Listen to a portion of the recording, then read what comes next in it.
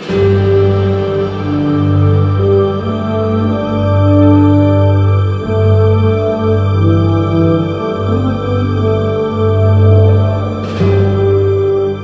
fire festival of Up Helly Aa is happening the last Tuesday of January. A huge torchlight procession of Vikings will be marching through the streets of Lerwick, carrying flaming torches and singing traditional Norse skalds. Welcome to Tea, Toast, and Trivia.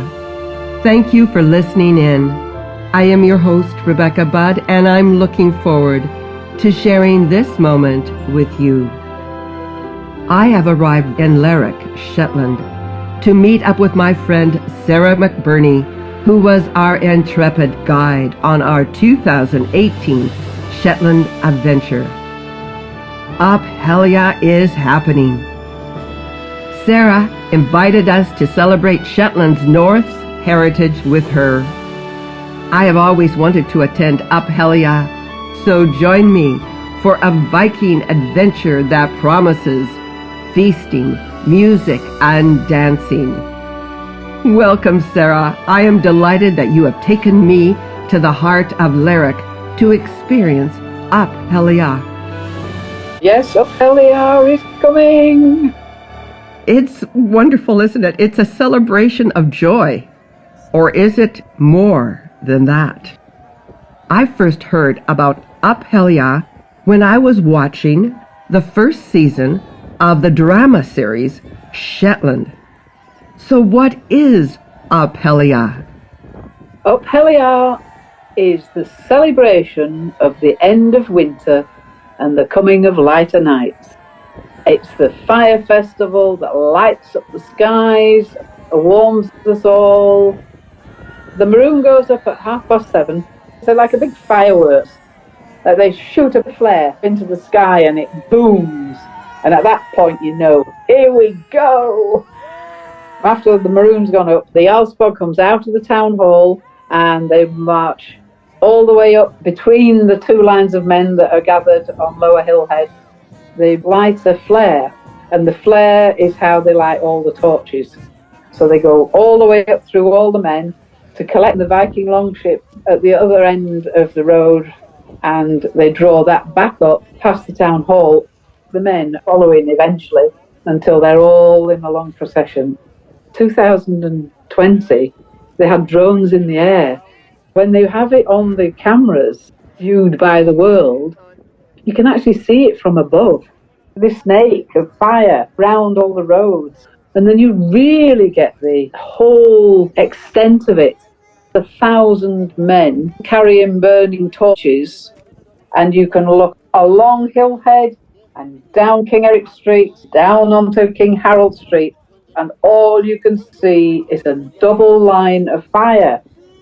And in between those two lines, you have the band, you have the Jarl Squad, and the Jarl Squad are pulling the Viking longship, and in the Viking longship is the Geyser Jarl, the head Jarl, the person that it's all about, the centre of attention.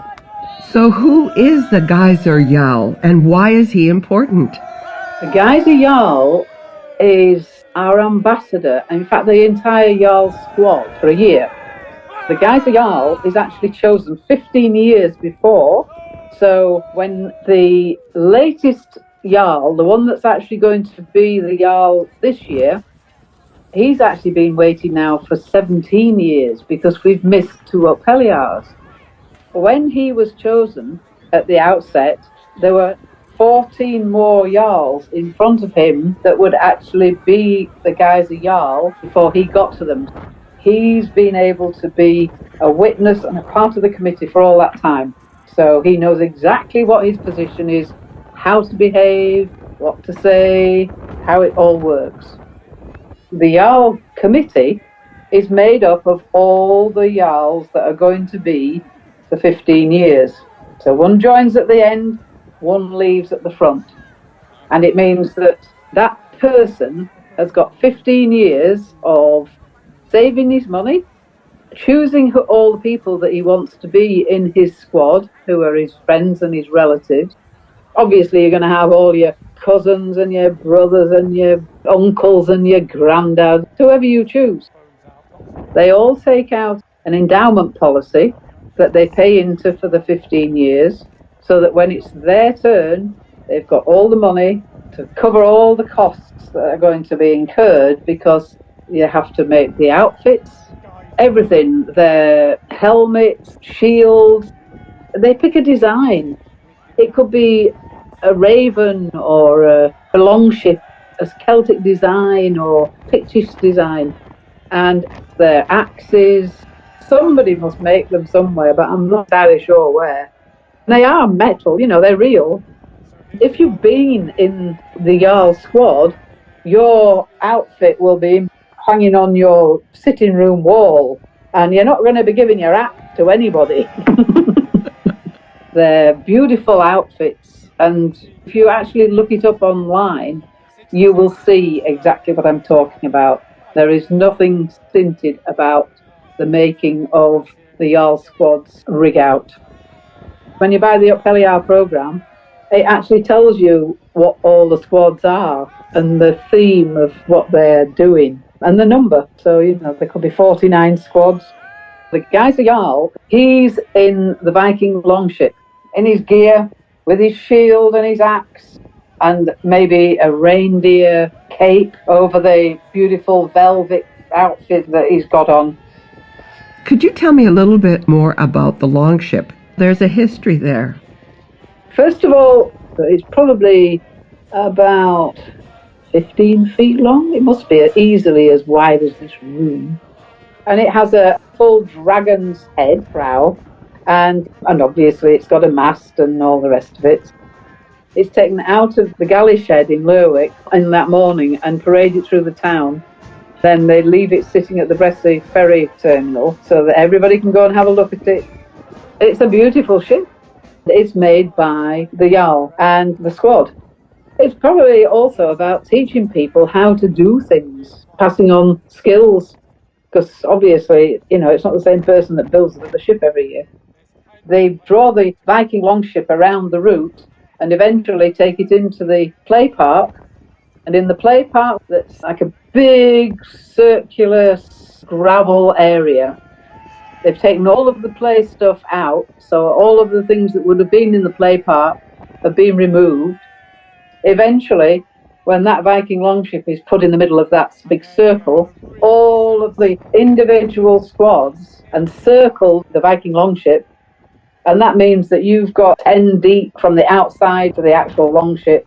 All these men with their burning torches are circling. When we've sung the songs, we've done all the hoorays and all the rest of the things, they throw all of the burning torches onto the ship and burn it. And we have a massive, massive fire in the middle of the town. Wah-hey! That's what you say when they sing the song, get to the end and you go, wah-hey! Well, I'm actually talking about the big, main, special Up Helly Aa. But there are another 8, 9, there might even be 10 of them now, rural ones. There are 2 on my island here, one in the north and one in the south. So we have 2 Jarls, 2 local people who've been chosen as Jarl, and there are other ones across Shetland. You could probably go to one between the middle of January and the middle of March. You could nearly go to one a week. It can be 1 month and a half, a pure celebration. Oh, yes. So you come to a rural one because they are fun and less formal in some way. And the thing is, because it's your area, you might find that you've done something and it's Up Helly Aa that suddenly you're actually the topic of somebody's squad. It has happened to me a couple of times. So it means that you've got to watch out what you do, because somebody will remember it. And they also have people who write poems and, little sort of 4-liners about you, about whatever it was that you did. They also have the proclamation.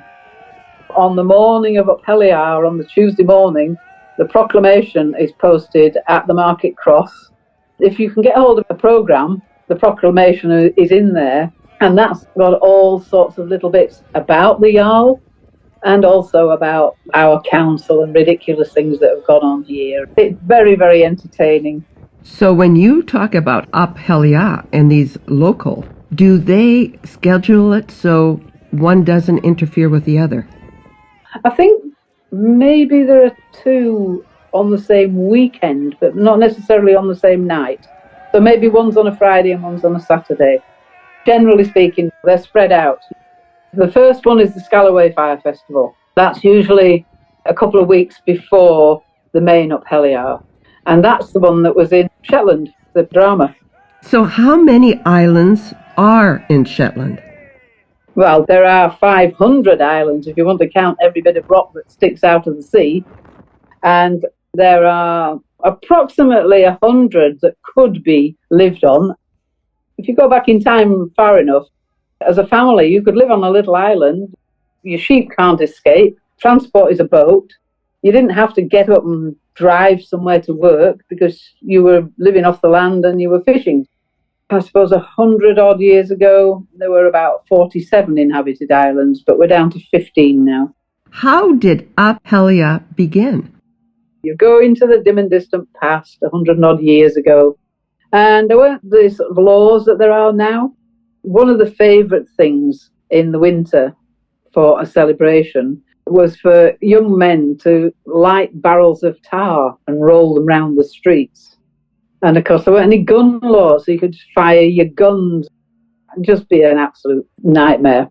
So the elders decided they needed to work out something that would occupy the young men, because it means that all of these 1,000 men that are involved are actually going to meet in their little galley shed. They're going to make their outfits. They're going to build a galley. They're going to make their torches. They're going to meet up and have a drink and socialise. So it's a bit of a sort of how to keep yourself from going nuts in the winter. But something else, this is going to be the first year that we're going to have women in the individual squads in fancy dress take part in Up Helly Aa. We're going to be shield maidens now. It won't be long before we just oust all the men. They can go and be the hostesses for a while. The way it actually has worked in the past is the men are all in the squads and the women hostesses. So they are in 11 designated halls, and those buildings are all being used for the Up Helly Aa after show party. And the women have actually been setting up all the food, cups of tea, cups of coffee, juice, water, sandwiches and pies and desserts and home bakes, and all that's in the halls. If you want to go to a hall, tickets are about £30 now. And for the £30, you're fed and watered all night, entertained. There's a band. It's not pop music dancing, it's Shetland dancing. So you're doing Ate Some Reel and the Strip the Willow and the Haymaker's Jig and all those dances, that kind of thing. One by one, all of these different squads come in, the dance floor is cleared, and they do their songs. They're being transported around from building to building in coaches and trucks and whatever they can get all their stuff into. And it's a really, really entertaining night. It goes on all the way through. So from 9 o'clock at night, when the procession's finished, you've had a firework display, and everybody disperses and goes off to the halls if they've got a ticket. It goes on till maybe 8, 9 o'clock in the morning. Do any kids come? Definitely. When Shetland has organised parties, whether it's a wedding or a country dance or the Up Helly Aa, it's about everybody. Children, grannies, parents, brothers and sisters, everybody takes part. And they all dance. Actually watching some child that's about 8 years old dancing with their granddad or their granny. The thing is that they can do all the dances. And when they announce, oh, this is the quadrilles, I have to actually wait and see what they do and think, oh, I know that one. When I think of Up Helly Aa and what you have said, it seems to me that it is a testament to the courage and resilience of Shetlanders. Do you agree? Oh, definitely, yes. And it's also a testament to working together. It's become more and more popular because obviously the world has sort of discovered Up Helly Aa.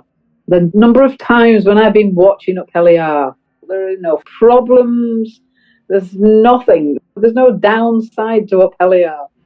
And even the morning after, and it's public holiday, it's not anywhere else, it is here. Because who the heck is going to go to work after you've been up all night partying at Up Helly Aa? Who's going to get you to go to work, even if you were supposed to? I am not the Shetlander. I might have lived here for a long time, nearly half my life, but every single time I go and watch the procession, I've been to all of them since I got here, it actually makes me feel proud that this is happening, that this always goes off without any problems. Nothing will stop Up Helly Aa. The only things that have stopped it have been World War II and COVID. No matter what the weather does, not a blizzard, not a hurricane. I've piled through 2 feet of snow. Nothing stops it. There's a saying in Shetland, if you wait for the weather, you'll wait forever. Absolutely love Up Helly Aa. Sarah, this has been an extraordinary conversation. What I find so compelling about Up Helly Aa, that Shetland has an event that is a tradition that brings together the Shetland community spirit.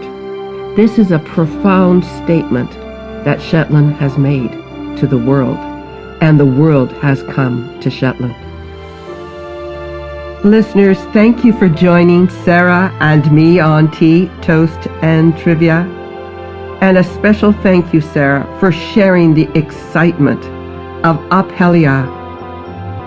We came as visitors to experience this amazing place, and we left as friends. Get yourself back over here. Come and stay for a couple of months and really enjoy it. I invite you to connect with Sarah on her website, See Shetland. Sarah conducts exclusive guided tours with personalized itineraries for visitors to Shetland from all over the world. You are only an internet click away from a remarkable adventure that will take you from bird watching, archaeology, to the celebration of Up Helly Aa. And until next time we meet, dear friends, safe travels wherever your adventures lead you.